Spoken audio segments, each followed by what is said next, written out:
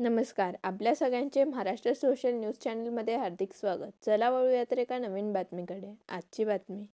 अवकाळी पाऊस आणि गारपिटीमुळे धुळे जिल्ह्यातील रब्बी पिकांचे मोठे नुकसान झाले आहे. बाजरी, हरभरा आणि मका पिकांना सर्वाधिक फटका बसला असून धुळे व साक्री तालुक्यात परिस्थिती गंभीर आहे. काढणीला आलेल्या कांद्याचेही नुकसान होण्याची भीती व्यक्त होत असून शेतकरी आर्थिक संकटात सापडले आहेत. पंचनामे होऊनही नुकसान भरपाई वेळेवर मिळत नसल्याची खंत शेतकऱ्यांनी व्यक्त केली आहे. मागे 8 दिवसा पहिले जी घटना झाली तीच परत झाली काल संध्याकाळी 4 वाजता. कारण हा पाऊस काही शेतकऱ्यांना उमजू देत नाही आहे. शेतकऱ्यावर हमेशा काही ना काही संकट येत राहतं. सरकार आश्वासन देतं पण काही द्यायला तयार नाही आहे. ते आम्ही सुद्धा हैराण झालेलो आहे की तीच गोष्ट बार बार बोलायची. ते चांगलं वाटत नाही शेतकऱ्यांना, पण काही ना काही द्यायला पाहिजे. मागे तलाठी साहेब आले, त्यांनी सुद्धा पंचनामा केला, पण त्याच्यावर बी काही ॲक्शन नाही. मागील थकबाकीसुद्धा आमची बाकी.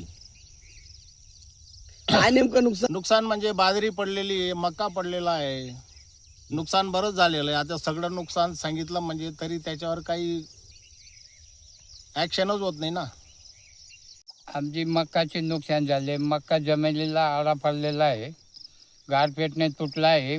थोडी गारपेट पडाली, गारपेटने तुटला आहे. आज जसा तसा आम्ही गहू आवरला, पण आता मक्का बाजरीमध्ये आम्ही ठप्प झालेलो आहेत. काय मागणी तुमची आता सरकारकडे? आमची मागणी आहे जे पंचनामे करून आम्हाला काही मिळत नाही, ते आम्ही पंचनाम्याला सुद्धा उभं राहायला तयार नाहीत. पण आता असं आहे की शासनाकडून भेटलेली आशामुळे आम्ही येतात, पण काही मिळत नाही आम्हाला.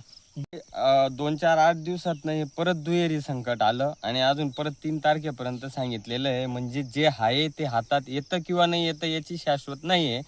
आणि पंचनामे करून तात्काळ सरकारने जेवढ्या भागात नुकसान झालेलं आहे ते सगळ्यांपर्यंत मदत पोचली पाहिजे. सरकारकडे आमची हीच अपेक्षा राहिलेली. बातमी आवडल्यास चॅनलला लाईक व सबस्क्राईब करा व दररोज अशा नवनवीन बातम्या पाहण्यासाठी चॅनलला फॉलो करा. धन्यवाद.